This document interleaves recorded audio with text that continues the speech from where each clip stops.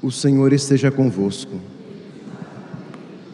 Proclamação do Evangelho de Jesus Cristo, segundo Lucas. Naquele tempo, disse Jesus aos seus discípulos: antes que essas coisas aconteçam, sereis presos e perseguidos, sereis entregues às sinagogas e postos na prisão. Sereis levados diante de reis e governadores por causa do meu nome. Essa será a ocasião em que testemunhareis vossa fé. Fazei o firme propósito de não planejar com antecedência a própria defesa, porque eu vos darei palavras tão acertadas que nenhum dos inimigos vos poderá resistir ou rebater. Sereis entregues até mesmo pelos próprios pais, irmãos, parentes e amigos, e eles matarão alguns de vós. Todos os odiarão por causa do meu nome, mas vós não perdereis um só fio de cabelo da vossa cabeça. É permanecendo firmes que ireis ganhar a vida. Palavra da salvação.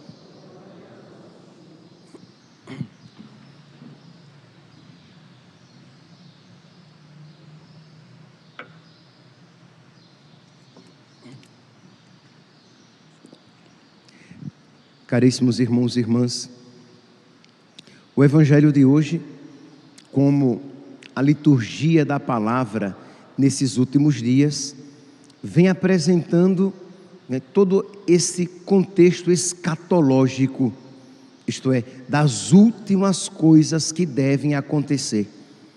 Vocês podem perceber que nos vários textos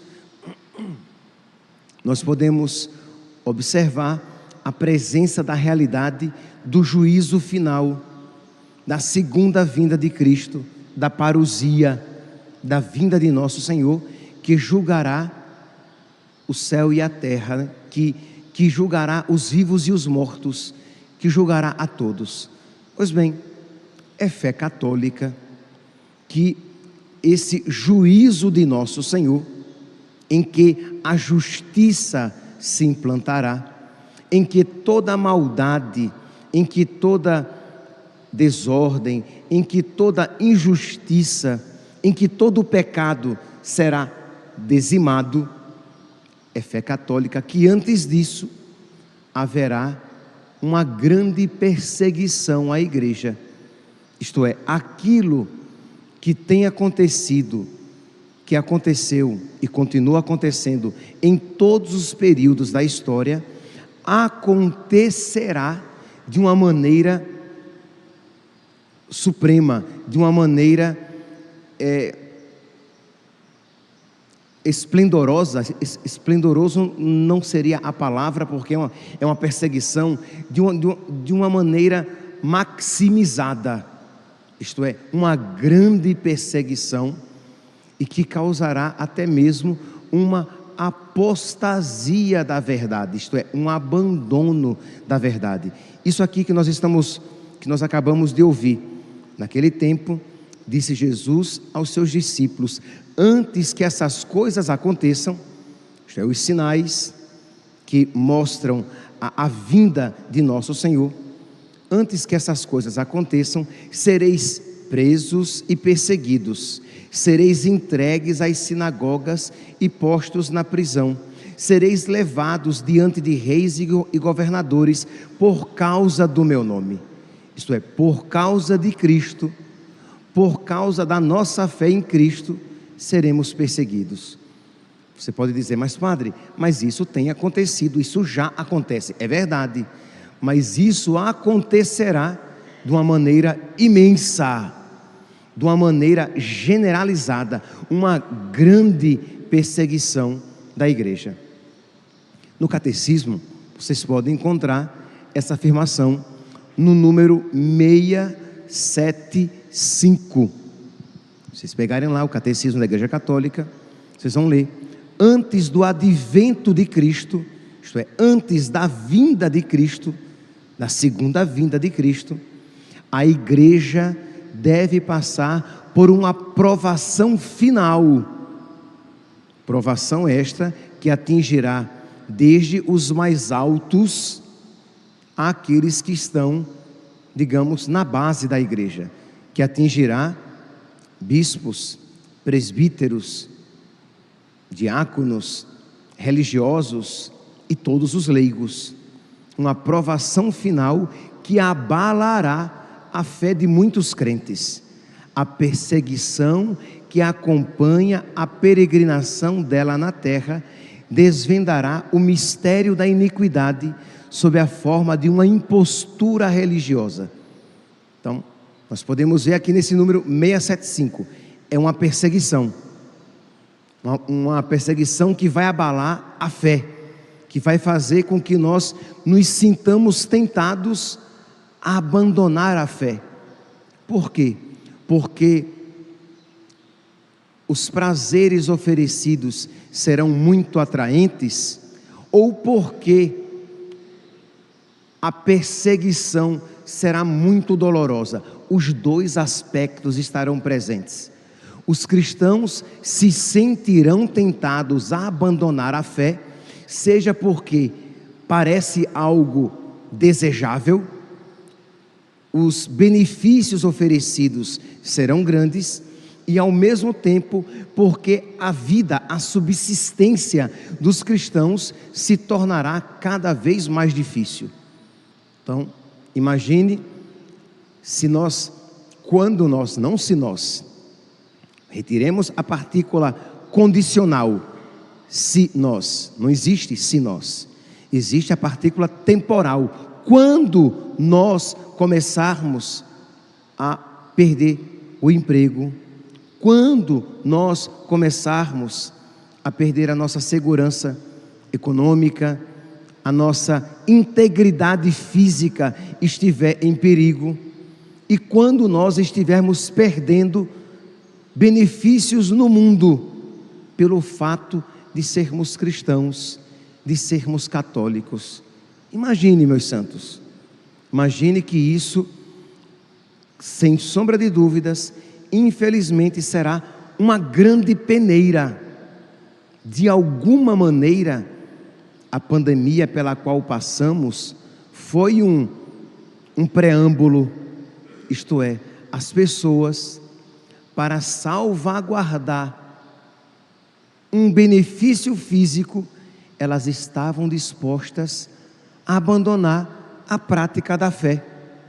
As pessoas não se confessavam, as pessoas não procuravam a Eucaristia, não participavam da Santa Missa, e não me digam vocês que isso era por puro medo da doença, porque estas mesmas pessoas que isso faziam, elas enfrentavam filas para ter acesso aos caixas eletrônicos e tirar o seu dinheiro, ou entrar nas agências bancárias e pegar o seu salário.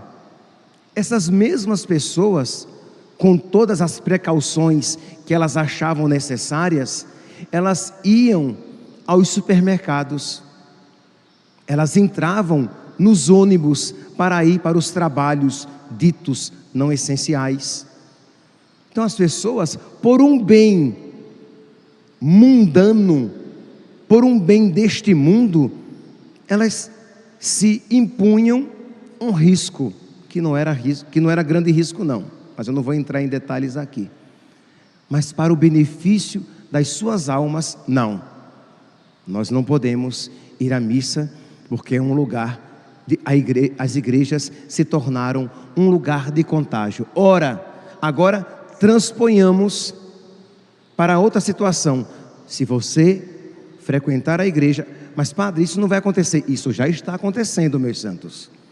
Se você frequentar as igrejas ditas não oficiais em Roma,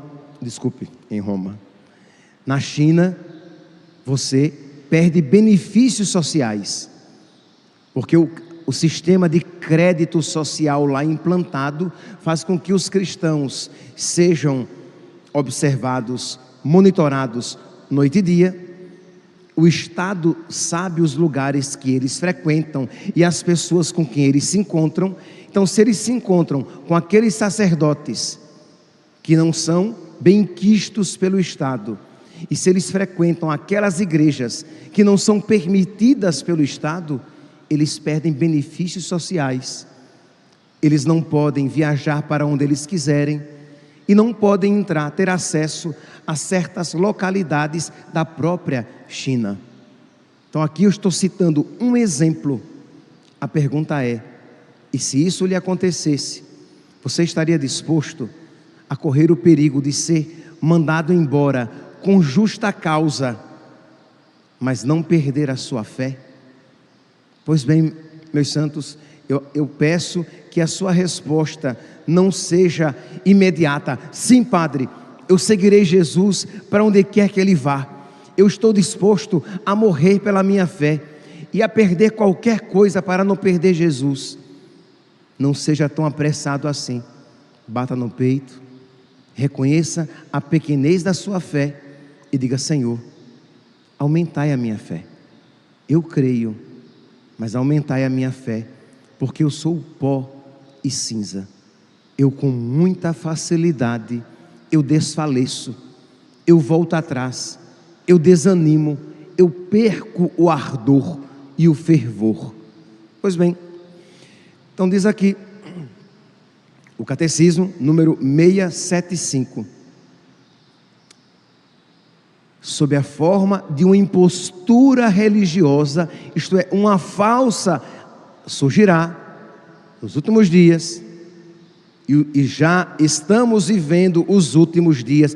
Padre, quer dizer então que esses últimos dias são o quê? 2, 3, 4, 5 anos? Não sei, meus santos, podem ser décadas, mas nós já estamos vivendo os últimos dias em que uma falsa religião já se levanta, em que uma religião em que não precisa haver um corte, uma cisão, uma ruptura com o mundo. E esta falsa religião não é uma religião absolutamente diferente, mas é uma nova maneira, uma falsa maneira de viver a verdadeira religião.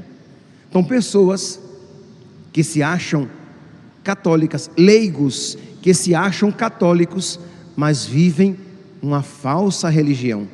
Não preciso romper com o mundo.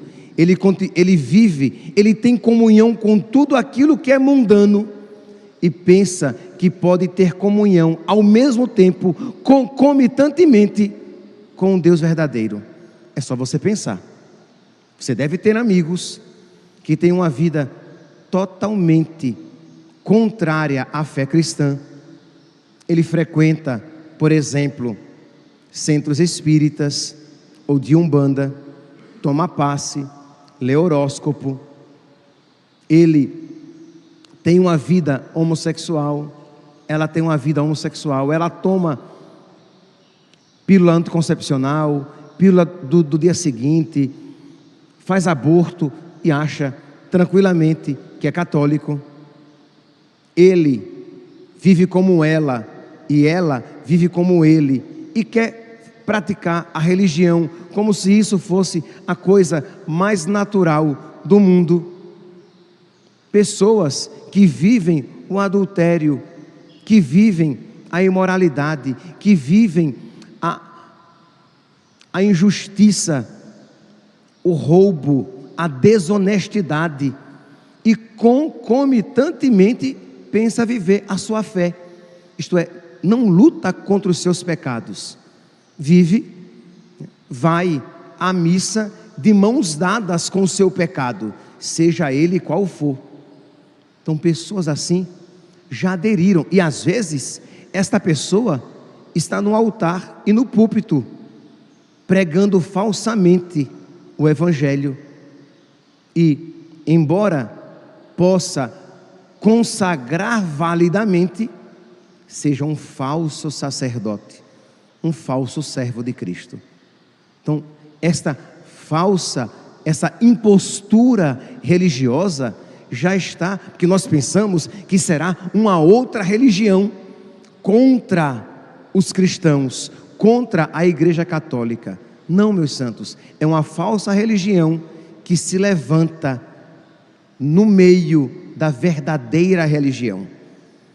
É uma falsa religião que pensa, que tenta enganar os fiéis, se passando pela verdadeira religião, e os católicos de sempre como cristofascistas, e os católicos de sempre como radicais desequilibrados, e os católicos de sempre como beatos e beatas. Percebe? Aqueles que são católicos são taxados de desequilibrados, e os falsos religiosos, a falsa religião, é apresentada como a religião verdadeira, aquela que é capaz de dialogar com as pessoas e adequada aos novos tempos e às novas mentalidades.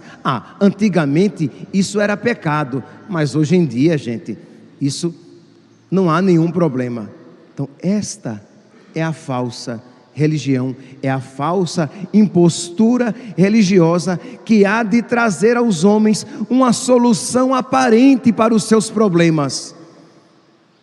Isto é, você não entrará em crise, muito pelo contrário, você estará em paz e segurança. Então, se você aceita que todas as religiões são boas, você será acolhido por esta nova ordem mundial, por essa nova mentalidade, e os seus problemas, sejam eles quaisquer, sejam financeiros ou outros, você será acolhido e terá os seus problemas resolvidos, desde que você esteja disposto a dizer que toda religião é lícita, e que todas essas religiões lícitas estejam em comunhão e em obediência ao Estado, com o Estado. Então, meus irmãos, isso que nós ouvimos na Sagrada Escritura está em plena comunhão com aquilo que nos ensina o Catecismo no número 675. Continuo e termino. Sob a forma de uma impostura religiosa que há de trazer aos homens uma solução aparente a seus problemas, à custa da apostasia da verdade. Isto é, você nega a verdade dos ensinamentos de Cristo e a verdade do próprio Cristo, porque se Cristo é o Filho de Deus, se Cristo é a segunda pessoa da Santíssima Trindade, se isso é verdade, o islamismo não é verdadeiro, é uma mentira. Se Cristo é a segunda pessoa da Santíssima Trindade, o Messias esperado, o judaísmo atual espera em vão o Messias, porque ele já veio. Se Cristo é Deus, é a segunda pessoa da Santíssima Trindade, os seus ensinamentos são verdadeiros, não são apenas uma expressão cultural de uma religião, mas a expressão da verdade. Então, quando a palavra de Deus ensina, é o próprio Deus que ensina. Se Cristo é o Filho de Deus, a segunda pessoa da Santíssima Trindade, ele fundou uma igreja aqui na terra, quando disse: Pedro, tu és pedra, e sobre esta pedra eu edificarei a minha igreja. Igreja esta, meus santos, que vem ensinando há mais de 2000 anos, transmitindo a sua doutrina, e da qual nós não podemos nos afastar, mesmo que bispos e cardeais e padres preguem e ensinem o contrário. Pode vir qualquer ensinamento, pode qualquer reunião de bispos e cardeais ensinarem algo diferente daquilo que nós sabemos há mais de 2000 anos. Esses bispos e cardeais estarão na mentira, na apostasia, e nós, para termos tranquilidade no mundo, com a graça de Deus, nós não iremos apostatar a nossa fé, nós não iremos renegar a verdade. Então, aqui, peço que você depois, você pode ler do 675 ao 677, 665, 675, 676 e 677, que são esses números que vão falar a respeito dessas últimas realidades. Pois bem, mas a mensagem do Evangelho de hoje, ela é profundamente otimista, porque olhe, diz que quando tudo isso começar a acontecer, quando nós formos perseguidos e presos, quando nós formos entregues às sinagogas e postos na prisão, quando nós formos levados diante de reis e governadores por causa de Cristo, aquela ocasião terrível será a ocasião de nós crescermos na fé. Diz aqui, versículo 13: essa será a ocasião em que testemunhareis a vossa fé.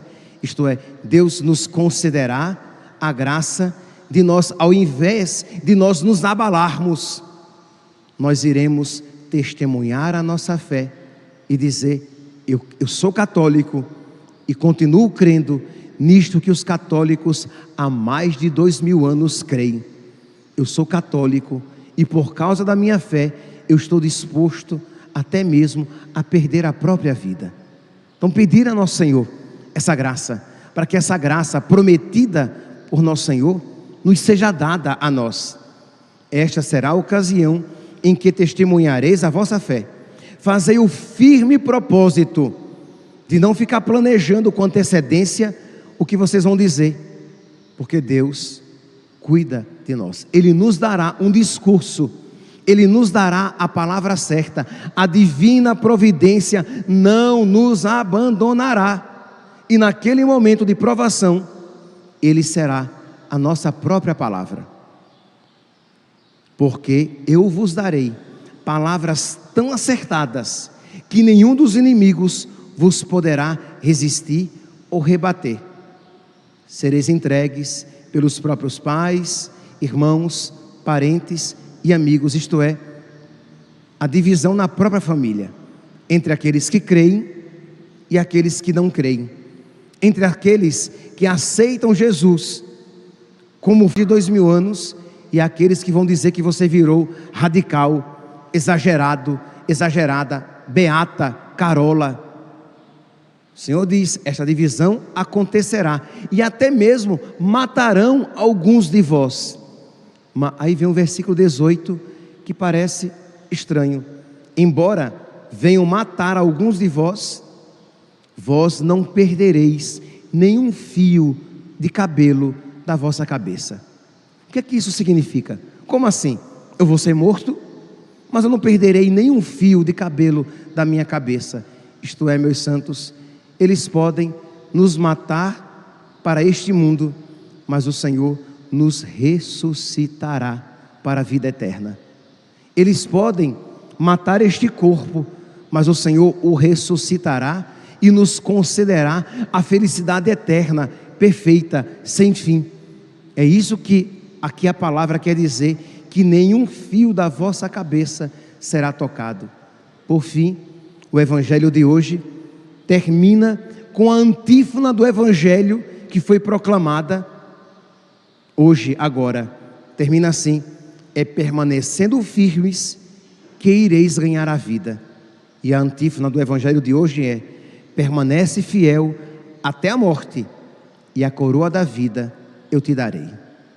Que hoje então, meus santos, diante desta palavra que nos chama à fidelidade, que nós nos reconheçamos miseráveis, pequenos, que nós, e aqui é imprescindível, que cada um aqui, que cada um que acompanha pelas redes sociais, reconheça a sua miséria, a sua pequenez, a sua fragilidade. Nós por nós mesmos, nós iremos apostatar. Nós por nós mesmos, nós iremos negar Cristo. Nós por nós mesmos, nós iremos fugir da cruz e abandonar a nossa fé. Mas peçamos a Deus que nos conceda o dom da fidelidade. Peçamos a Deus que nos conceda a graça da perseverança. Peçamos a Deus que nos conceda a nós a graça que Ele concedeu a todos aqueles que perseveraram na fé, derramando o próprio sangue, ou perseveraram na fé a cada dia, renunciando a sua própria vontade. Mas peçamos hoje, peçamos por intercessão de Nossa Senhora, peçamos por intercessão do servo fiel São José, peçamos por intercessão dos nossos santos de devoção, que Deus nos conceda esta graça de permanecer firme para que possamos receber a coroa da vida. Louvado seja nosso Senhor Jesus Cristo, para sempre seja louvado.